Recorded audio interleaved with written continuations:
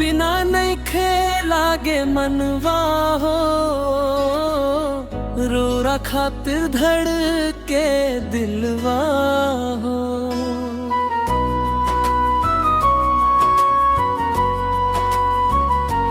हो जब से देखनी तोहरा नैना,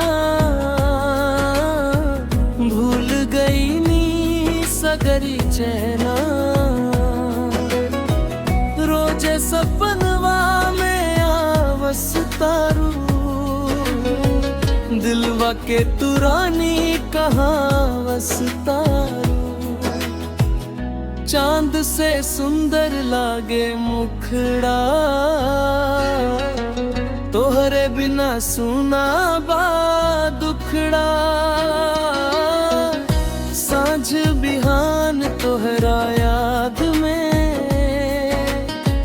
घूमे दिलवा प्यार के बात में। मेरे दिलवा के धड़कन तू हो, सांस के जरूरत तू हो।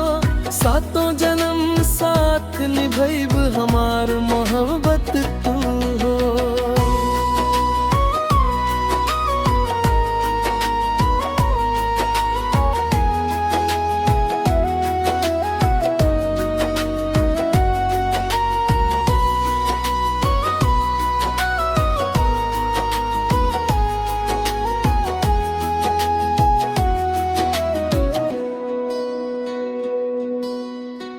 गोरिया तोहार हंसी निराला,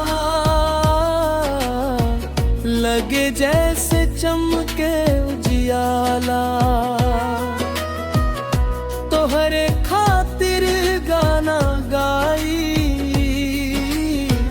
प्यार के दुनिया बसाई।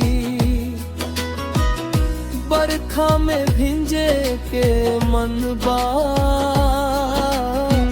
तोहरे संग जिए के रनबा। हाथ पकड़ के साथ चलल, दिलवा में अपना घर बुनल। दिलवा के धड़कन तू हो, सांस के जरूरत तू हो। सातों जन्म साथ निभैब हमार मोहब्बत तू हो।